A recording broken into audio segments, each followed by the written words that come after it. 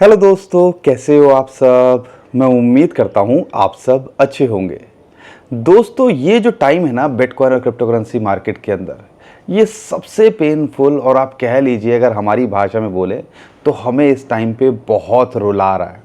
क्योंकि यहाँ पर बिटकॉइन तो चलो मेंटेन कर लेता है, लेकिन मुझे ये भी पता है मेरे भाई बहन ज़्यादातर ऑल्ट कॉइन्स के अंदर हैं, जो दूसरे कॉइन्स हैं, और यहाँ पर वो जो है ऊपर जाने का नाम ही नहीं ले रहे। और इस टाइम पे ये सबसे बड़ी प्रॉब्लम हम सबके लिए बनने लगी है, और ऐसा लगता है यार अब मार्केट का कुछ नहीं होने वाला। क्योंकि ये जब दिमाग में आने लगता है ना, और फिर हमारे दिमाग की जो रिवर्स इंजीनियरिंग होनी शुरू हो जाती है कि यार ये फिर बेयर मार्केट के अंदर तो नहीं चले जाएंगे, 2022-2023 वाला टाइम तो नहीं देखेंगे, बिटकॉइन $15,000 तो नहीं आ जाएगा। चलो बिटकॉइन को लेके तो आप फिर भी थोड़ा बहुत कॉन्फिडेंस के अंदर होंगे, लेकिन ऑल्ट कॉइन्स तो जो 2022-2023 वाले ज़्यादातर कॉइन्स रेट वो इसी लेवल पे आ गए, बल्कि उससे नीचे गिर गए। तो हमारे सबके मन के अंदर ये सवाल निकल के आता है, ये ऑल्ट कॉइन्स कब उठेंगे। और आज जो मेरे पास चार्ट है वो कहीं ना कहीं बताता है कि एक सपोर्ट ये मेंटेन कर रहे हैं, यानी कि यहाँ से इनके गिरने की गुंजाइश थोड़ी कम लगती है। अगर हो भी जाए बिटकॉइन थोड़ा ऊपर नीचे हो जाए तो वो टेम्परेरी होगा, जैसा कि 3 फरवरी को हमने देखा था। और 3 फरवरी को हुआ क्या था, कोई लॉजिक नहीं था, कोई इतनी बड़ी न्यूज़ नहीं थी जिसकी वजह से ऑल्ट कॉइन्स पे डायरेक्ट इम्पैक्ट पड़े, लेकिन फिर भी मैन्युपुलेटर्स ने मार्केट को गिरा दिया। तो यहाँ पे वो तो मैं आपके साथ चार्ट शेयर करूँगा ही, साथ के साथ में मैं बात करूँगा बिटकॉइन को लेके क्या चल रहा है। और जो आप कह रहे होंगे पीछे बैकग्राउंड थोड़ा चेंज लग रहा है, तो आपको बता दूं बाइनेंस का कैंपस है, उसके अंदर मैं आया हूं। कई जो एशिया से खासकर कई जो दोस्त हैं, क्रिएटर्स हैं, उनसे मुलाकात हो रही है, और उनसे भी जो है समझने की मैं कोशिश कर रहा हूं कि मार्केट के अंदर चल क्या रहा है, तो उनका क्या कहना है। और कई लोगों ने, जैसे कल रात हम बैठे थे, कुछ ऐसी इनसाइड स्टोरी की बात करते हैं, तो ऐसा लगता है यार ये भी पॉसिबल है, और ये हो क्या रहा है उसको मैं समझाने की कोशिश करूंगा। और मेरी कोशिश रहती है कि मैं जहां जाऊं और मेरे भाई बहन को कोई इन्फॉर्मेशन ऐसी मिले जो आपकी काम आ सके, वो मैं करने की कोशिश करता हूं। तो यहाँ पे कुछ कॉइन्स की भी बात करेंगे, बिटकॉइन की बात करूंगा, बहुत कुछ है आज की वीडियो के अंदर बताने के लिए, समझाने के लिए। कल वीडियो नहीं बना पाया उसके लिए माफ़ी, मुझे पता है बहुत सारे लोग इंतज़ार कर रहे होंगे, लेकिन अब जैसे मैंने आपको बताया मैं ट्रैवल कर रहा हूं तो थोड़ा मुश्किल हो जाता है, तो उसके लिए एडवांस में मैं आपसे माफ़ी मांगता हूं। और वीडियो थोड़ी लंबी हो जाए तो इसको माइंड मत कीजिएगा, लेकिन वीडियो को लाइक और चैनल को सब्सक्राइब ज़रूर कर लीजिएगा, ताकि आपका भाई का मोटिवेशन भी ऐसे ही बना रहे। लेकिन यहाँ पर दोस्तों ओवरऑल बिटकॉइन के अंदर चल क्या रहा है, यहाँ पर जो ओवरऑल जो चीज़ें निकल के आ रही हैं, बिटकॉइन ETF, जो मेरे को जो न्यूज़ या जो मैं बात कर रहा था, कई लोग कई जगह पे बैठते होंगे, कई लोगों से मिलते होंगे, तो उनका ये कहना था कि यार बिटकॉइन के अंदर ना अभी हमें सिर्फ एक ठहराव इसलिए देखने को मिल रहा है क्योंकि जो OTC डील्स है ना वो हो रही है, और यहाँ पे अभी वेल्स और मैन्युपुलेटर्स का पेट नहीं भरा है। और जब ये थक जाएंगे, छिक जाएंगे, और हमें जो एक्सचेंजेस पे बाइंग दिख रही है ना, वो टिप ऑन, वो आप कह लीजिए वो आइसबर्ग की टिप है। असली खेल जो OTC के अंदर हो रहा है, जो अंदर खाने चुपचाप ये माल खरीदे जा रहे हैं, और जब वहाँ पे भी ऑप्शन नहीं मिलेगा, फिर ये एक्सचेंजेस, और हमें लगता है यार एक्सचेंजेस के ऊपर ही बाइंग हो रही है। एक्सचेंजेस पे जो बाइंग दिख रही है ना, वो ये कह रहे हैं कि भैया ये तो सिर्फ आप कह लो जो टिप ऑफ द आइसबर्ग है, जो हमें दिख रहा है ना ये बहुत छोटा है, अंदर खाने बहुत चल रहा है। तो यानी कि माल यहाँ पे बटोरा जा रहा है, और आप तभी देखोगे 90,000 से $1,00,000 की बीच में ये घूम रहा है और झूलने की कोशिश कर रहा है। तो ये तो आइडिया लग गया कि कहीं ना कहीं इंटरनल बाइंग हो रही है, जो हम आपसे कई बार शेयर करते हैं, कई बार हम बात करते हैं, बताने की कोशिश करते हैं। तो यहाँ पर ये भी सुनने को मिला, ये भी लोगों के दिमाग के अंदर चल रहा है। देखो कई टाइप के यहाँ पे कंटेंट क्रिएटर्स हैं, सबके अपने अपनी सोचने का नज़रिया है। कई लोगों का ये कहना है कि इस बार ऑल सीज़न आएगा, लेकिन कुछ ही कॉइन्स के अंदर आएगा। तो ऐसा नहीं है कि जैसा कि हमने 2021 के अंदर देखा था, 2017 के अंदर देखा था, ऐसा नहीं आएगा। लेकिन ये जो दौर है, मैंने 2016-17 का जो बुल रन था वो भी देखा था, 2020-21 का भी देखा था, और ये बातें तब भी उठती थी। लेकिन हमने एक बात आपको बोली, और मैं आपको दोबारा से बता दूं, ये 2023 के अंदर भी देखा होगा, 2024 के अंदर भी देखा होगा, जब मार्केट के सेंटिमेंट्स अच्छे होते हैं तो सारे कॉइन्स अपना भागते हैं, शायद ही कोई कॉइन होगा जो यहाँ पर भागता ना दिखे। ये पीछे भी हुआ है। तो ये जो थ्योरी है ना कि सिर्फ कुछ कॉइन्स भागेंगे, देख कुछ कॉइन्स एक्स्ट्रा ऑर्डिनरी परफॉर्मेंस तो कर सकते हैं, लेकिन ऐसा नहीं होगा कि यार 2-4 कॉइन्स को छोड़ के या हमारी किस्मत इतनी बुरी हो कि जो हमने कॉइन लिया वो ही ना भागे। तो ये पॉसिबिलिटी बहुत कम है, और हमने ये चीज़ देखी है कि आने वाले टाइम के अंदर सब भागते हैं। तो ये भी सुनने समझने को मिला। लेकिन जो एक बात कॉमनली मुझे समझ में आई, वो ये समझ में आई कि यहाँ पर सिर्फ इस टाइम पे हमें पेशेंस दिखाना है। और जो मैं आपसे अक्सर बोलता हूँ, 2025 के अंदर सिर्फ हमने टाइम बिताने की कोशिश करनी है। और यहाँ पे यही सब लोग बात कर रहे हैं कि सिर्फ हमने यहाँ पे टाइम बिताना है, और मार्केट जब भागना शुरू करेगी तो सिर्फ 2-3 महीने चाहिए होते हैं मार्केट को। ऐसा नहीं है कि इसको कई साल चाहिए होते हैं। साल जो बीतने तो बीत लिए। अब 2025 की अगर मैं बात करता हूँ तो सिर्फ हमने यहाँ पे इस साल को बिताने की कोशिश करनी है। और बिटकॉइन जब भागना शुरू करेगा तो ऑल्ट कॉइन्स उसको फॉलो करते दिखेंगे। तो ये सारी चीज़ चल रही है, मुझे लगा ये भी आपके साथ क्यों ना शेयर किया जाए। मार्केट के अंदर आप जो चल रहा है बताने की कोशिश जो है की जाए। लेकिन ये तो थी जो यहाँ पे बात लोग कर रहे हैं, जो बाइनेंस कैंपस पे डिफरेंट क्रिएटर है वो जिक्र करते हैं। तो मुझे लगा कुछ सुनूं और आपके साथ भी शेयर करूं, ताकि आपको भी ये सब चीज़ें पता चले। लेकिन यूएसए के अंदर बहुत कुछ देखने को मिल रहा है क्रिप्टो करेंसी को लेके। और यहाँ पर अगर उनके स्टेट्स की बात करते हैं, वो एडॉप्शन के लिए आप कह लीजिए बहुत प्रो होती जा रही है। तो यूएसए के अंदर ये चीज़ें शुरुआत हो चुकी है। हम इंडिया की बात करें तो यहाँ पर अभी बहुत सारी चीज़ें होनी हैं, रेगुलेशंस आने हैं, तो वो जब होगा तब होगा। लेकिन जब यूएसए को देखते हैं, जब वो चीज़ें जो करते हैं, तो सारी दुनिया उनको फॉलो करते देखने को मिलती है। तो कहने का मतलब है यूएसए कहीं ना कहीं इस चीज़ को लेके एक अच्छी खासी लीड लेता जा रहा है। और जिस हिसाब से वो पीछे पड़े हुए हैं बिटकॉइन के, तो यहाँ पे सिर्फ हमें बिटकॉइन दिखता है, लेकिन हमें ये नहीं दिखता है कि बिटकॉइन के साथ वो अच्छे कॉइन्स भी बटोर रहे हैं। इथेरियम की एक्यूमुलेशन चल रही है, और डोनाल्ड ट्रंप की जो कंपनी है वर्ल्ड लिबर्टी, उसकी बात करते हैं, इथेरियम हो, ऑन्डो कॉइन अभी रिसेंटली उन्होंने बाइंग किया है। तो बहुत सारे कॉइन्स के ऊपर वो भी लगातार बाइंग कर रहे हैं। डोनाल्ड ट्रंप के बेटे एरिक की बात करते हैं, वो खुलेआम ट्वीट कर देते हैं कि भैया बिटकॉइन आपके पास में होना चाहिए, इथेरियम आपके पास होना चाहिए, मुझे बाद में थैंक यू बोलना, थैंक्स मी लेटर। तो कहीं ना कहीं सिर्फ हमने चीज़ों पे विश्वास रखना है, और यहाँ पे सिर्फ हमने कोशिश करनी है टिके रहने की।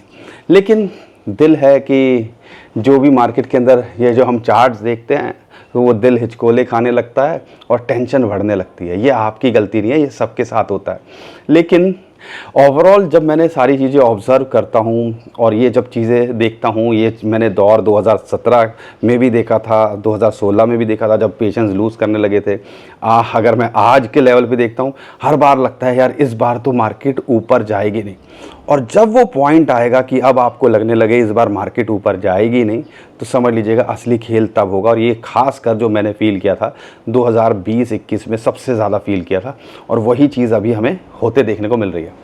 लेकिन अगर मैं ऑल्ट कॉइन्स के चार्ट की बात करता हूँ, बिटकॉइन को हटा के, इथेरियम की को हटा के, जो टोटल मार्केट कैप की अगर हम बात करते हैं, तो वहाँ पे क्या निकल के आता है, एक फिबोनाची की रेशियो है जो दूसरा ब्रेकआउट होना चाहिए, वो ड्यू है, जैसा 2020-2021 के अंदर चार्ट के अंदर देखने को मिला था। एक चैनल को इसने ब्रेकआउट किया जो हमने देखा, उसके बाद फिबोनाची की रेशियो थी 0.618, उसको ये ब्रेकआउट नहीं कर पा रहा, और वो एक इंपॉर्टेंट सपोर्ट या रेजिस्टेंस का काम करती है। तो वहीं उसके ऊपर नीचे अभी फिलहाल हो रहा है, और सेम ही कुछ 2021 के अंदर भी हमें देखने को मिला था। और ये चीज़ बड़ा पेनफुल है, क्योंकि ये जो वीक और मंथली कैंडल्स होती हैं, चार्ट्स होते हैं, ये बड़ा पेनफुल होते हैं, और ऐसा लगता है यार अब मार्केट के अंदर कुछ नहीं होने वाला। तो यहाँ पे सिर्फ हम ये वेट कर रहे हैं कि सेकंड ब्रेकआउट ड्यू है, कब हो जाएगा, आज हो जाए, 1 महीने में हो जाए, 2 महीने में हो जाए, या ये साल के अंदर यहाँ टिके रहने की कोशिश करनी है। अगले एक साल के अंदर बहुत कुछ क्रिप्टो करेंसी मार्केट के अंदर आपको देखने को मिल सकता है, अगर हिस्ट्री रिपीट हुई। फरवरी के अंदर यूजुअली मार्केट अच्छा करती है, इथेरियम ने तो एक बार ही नेगेटिव रिटर्न दिया है, लेकिन इस बार वो भी नहीं होता दिख रहा है। हिस्टोरिकली डाटा को देखते हैं, बिटकॉइन फरवरी के अंदर अच्छा करता है, सिर्फ 2 बार नेगेटिव रिटर्न दिया है, वो भी नहीं देखने को मिल रहा है। तो कहीं ना कहीं माइंड जो है ना इस टाइम पे कंफ्यूज आ गया है, जिसको हम कहते हैं ना, कंफ्यूज हो गया है, कि उसको समझ नहीं आ रहा है कि मैं हिस्टोरिकली डाटा को देखता हूँ, वो भी अपोजिट अगेंस्ट जा रहा है।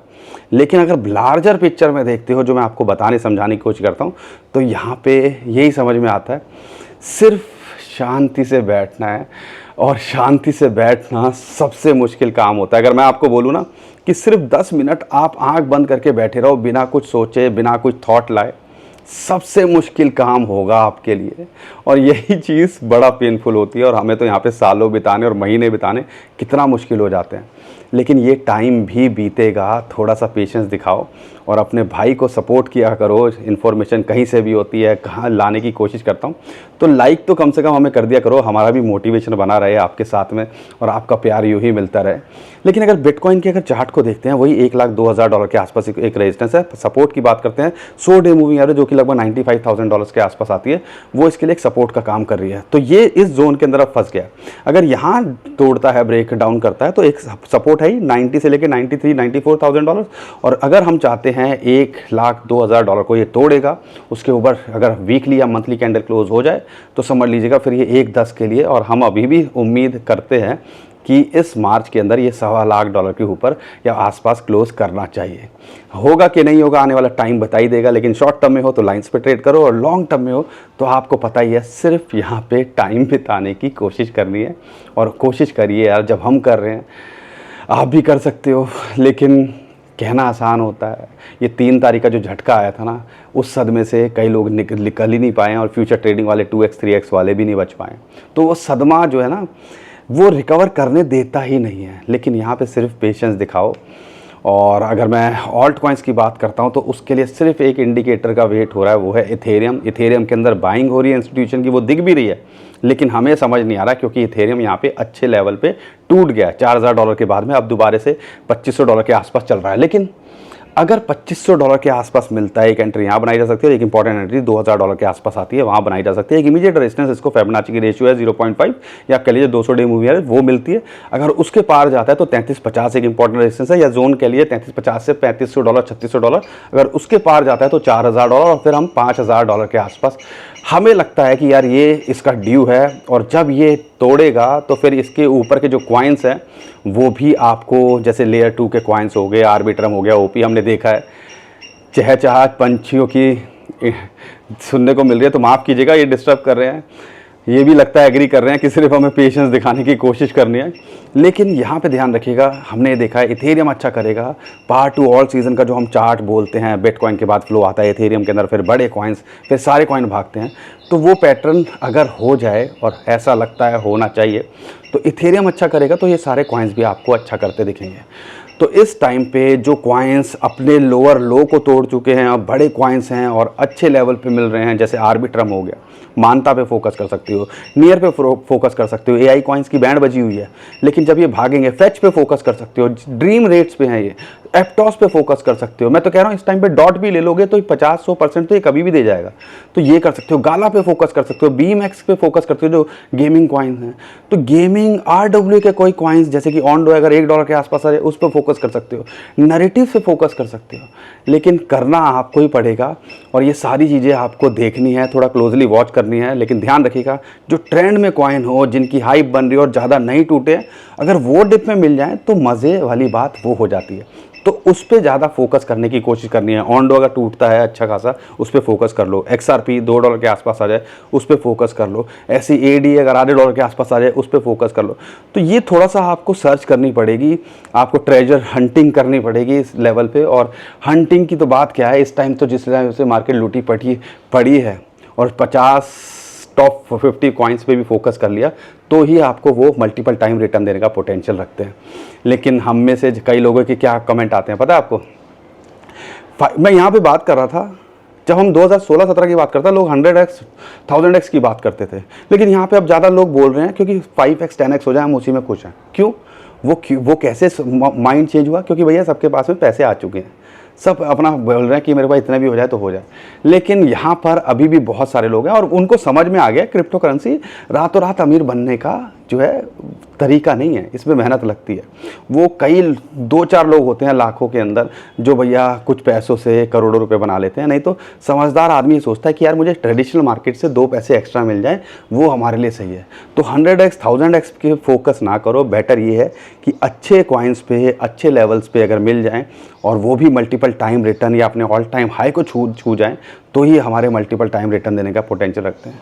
बाकी दोस्तों 100 बात की एक बात, हम कोई फाइनेंशियल एडवाइज़र नहीं है। कोशिश कीजिएगा कि अपने फाइनेंशियल एडवाइज़र से पूछिए, डिस्कस करिए और अपनी रिसर्च करने के बाद ही कुछ जो है डिसाइड करने की कोशिश कीजिएगा, क्योंकि ये मार्केट जो है जब बुरे हालात होते हैं तो बख्शती नहीं है, और जब अच्छे हालात होते हैं तो आपको मौका नहीं देती है। तो यहाँ पर ये सारी चीज़ें आज इतना सोचने समझने का मौका मिल रहा है।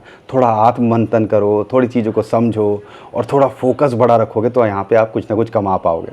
तो दोस्तों उम्मीद करता हूँ हर बार की तरह आपको वीडियो पसंद आई होगी। वीडियो पसंद आई तो वीडियो को लाइक, चैनल को सब्सक्राइब और ट्विटर टेलीग्राम को हमारे फॉलो कर लीजिएगा। नीचे डिस्क्रिप्शन जो लिंक है उसी से कीजिएगा। बहुत सारे स्कैमर हमारे नाम से स्कैम करने की कोशिश कर रहे हैं, उससे भी आप बच पाओगे। अभी के लिए विदा लेता हूँ। खुश रहिए, मुस्कुराते रहिए, कमाते रहिए। आपका दोस्त पंकज। थैंक यू, नमस्कार, धन्यवाद।